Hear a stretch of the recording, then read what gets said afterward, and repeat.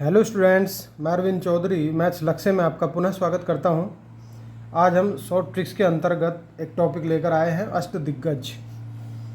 ये जो टॉपिक है ये हिस्ट्री के अंतर्गत मध्यकालीन भारत का एक टॉपिक है। तो इसकी ट्रिक लगाने से पहले हम थोड़ा सा इसकी पृष्ठभूमि बना लेते हैं। तो ध्यान से इसको शुरू से अंत तक इस वीडियो को देखिए और इसको याद करने का प्रयास कीजिए। कृष्णदेव राय का नाम संभवतः आपने सुना होगा, और यदि कोई बिगनर्स हैं, शुरू कर ही रहे हैं तैयारी, तो सुन लीजिए कि कृष्णदेव राय विजयनगर साम्राज्य के एक शासक थे। ये जो विजयनगर साम्राज्य है ये आधुनिक कर्नाटक और उसके आसपास के क्षेत्र का एक साम्राज्य था। सन 1336 में इसकी स्थापना हुई थी और इसके कुल 4 वंश थे, जिनमें से एक वंश था तुलु वंश। ये इस वंश के राजा थे कृष्णदेव राय। इन कृष्णदेव राय का जो शासनकाल था वो 1509 से 1529, एग्जैक्टली 20 ईयर्स ये इसका शासनकाल था। रचनाएं, इनकी कुछ रचनाएं हैं, कुछ मैंने थोड़ी सी टॉपिक इसमें डाल दिए हैं ताकि और अच्छे से आप 2-4 क्वेश्चन और बन जाएं आपके। इन्होंने मुख्यतः 2-3 रचनाएं की, जिनमें से मैंने 2 को यहाँ नोट डाउन किया है। अमुक्त माल्याद, जो कि इनकी सबसे चर्चित रचना है, ये तेलुगु भाषा में है। इसमें इन्होंने अपने शासनकाल और अपने समय के शासनकाल की जो इनके आसपास के शासन थे उनका इसमें वर्णन किया है, और ये तेलुगु भाषा में किया है। दूसरा है जाम्बवती कल्याणम, जो कि संस्कृत में इन्होंने लिखी है। तो ये भी कई बार क्वेश्चन आ जाता है कि अमुक्त माल्याद किस भाषा में है, जाम्बवती कल्याणम किस भाषा में है, किसकी है, क्या इनमें है। तो ये सारी चीज़ें। कुछ इन्होंने निर्माण भी कराए। तो निर्माण में इन्होंने मुख्यतः हजारा मंदिर, विट्ठल स्वामी मंदिर,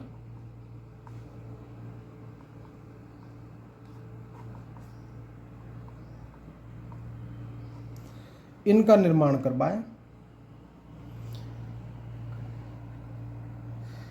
इसके अलावा इन्हें कुछ उपाधियां भी दी गई। उपाधियां देखिए कैसी कैसी थी कि आंध्र भोज,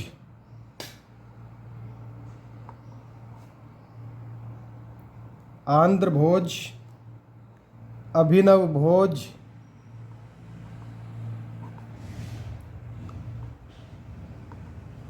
आंध्र पितामह,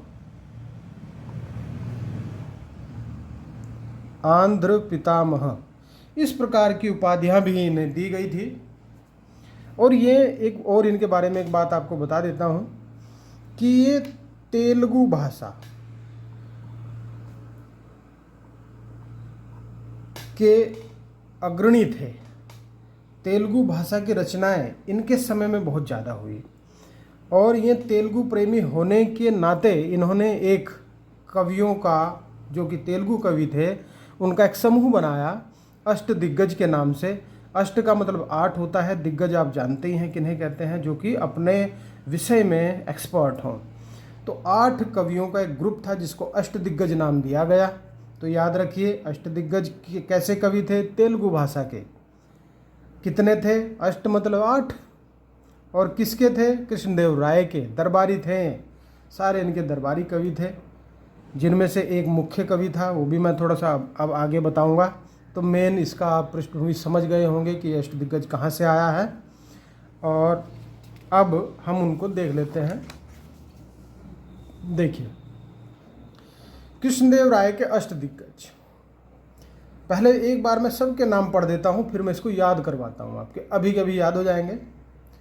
तेनाली राम कृष्ण, रामराज भुसनोडु, अय्यल राजू राम भद्रुडू, नंदी तिम्मन, अल्लासनी पेदन्ना, धुर्जती, मादयगारी मल्लन, पिंगली सूरन। चलिए, ये नाम पता होने ज़रूरी हैं, क्योंकि अगर नाम पता नहीं तो कोई ट्रिक काम में नहीं आएगी। ध्यान रखिएगा इस बात को। चलिए अब ट्रिक लगाते हैं कि कैसे याद करें। तो देखिए, एक राम, दूसरे राम, तीसरे राम, 3 राम एक बार में याद कर लो इसके। कौन सा राम? पहला तेनाली राम कृष्णा, आपने नाम भी सुना होगा तेनाली रामा, बहुत माइंडेड कवि हुए हैं। रामराज भुसनोडु, राम दूसरा राम रामराज भुसनोडु।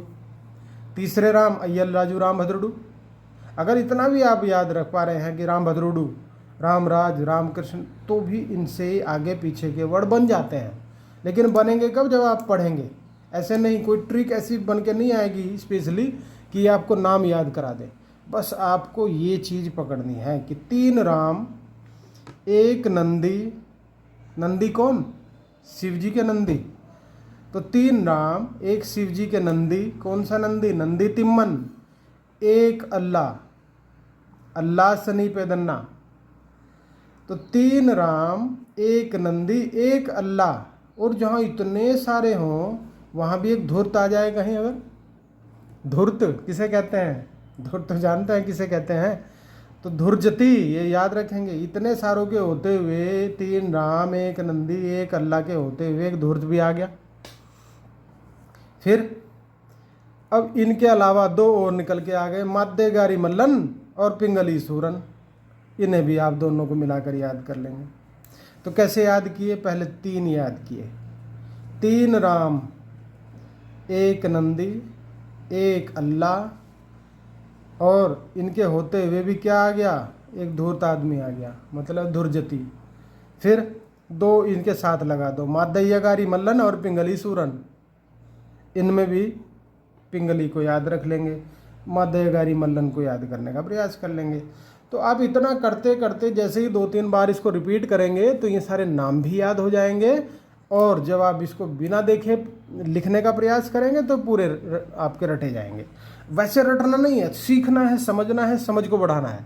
यदि आप समझ नहीं बढ़ाएंगे तो आपका रटा रटाया चीज़ याद नहीं रहेंगी, धरी रह जाएंगी। एग्ज़ाम टाइम में वो विद्या काम नहीं आएगी जो कि बहुत ज़्यादा शॉर्ट से आपने की है। तो इसलिए इनको नामों को याद जरूर करेंगे। ठीक, स्क्रीनशॉट भी आप इसका ले सकते हैं, याद रख सकते हैं। और ये सारे के सारे ही तेलुगु कवि थे और ये तेलुगु कवियों की ही एक सभा थी। और इसमें थोड़ा सा एक बार मैं और थोड़ा सा एक चीज़ बता दूं कि इनमें ये जो है अल्लासनी पेदन्ना, ये इनके दरबारी कवि थे, मुख्य दरबारी कवि। अगर पूछा जाए कभी कि कृष्ण देव राय के मुख्य दरबारी कवि कौन से थे, तो अल्लासनी पेदन्ना। वैसे तो सारे दरबारी थे लेकिन मेनली जो मुख्य थे वो ये थे, और बाकी सब थे ही, आप बता ही दिया मैंने। एक और मैंने एक नोट डाउन किया है थोड़ा सा कि इनमें जो तेनाली रामा आपने नाम सुना होगा, तेनाली रामकृष्ण, इन्होंने लिखी है पांडुरंग महात्म्य। ये इनकी फेमस रचना है, तो इसको भी आप याद कर लेंगे। मैंने नोट डाउन कर दिया है, आपका लाभ होगा। ठीक है, समझ में आया होगा? बहुत बढ़िया। चलिए, अगर समझ में आया है और अभी तक आपने इसको सब्सक्राइब नहीं किया है तो सब्सक्राइब कर दें और बेल आइकन को दबा दें ताकि मैं जो भी वीडियो बनाऊं आप तक पहुंच जाए उसका नोटिफिकेशन। और यदि आपको पसंद आई है तो लाइक कर दें, कोई बात कहनी है कमेंट कर दें, और अपने दोस्तों को, सगे संबंधियों को इसको शेयर कर दें ताकि हमारा चैनल भी आपके साथ में ग्रो होता रहे। Okay, thank you.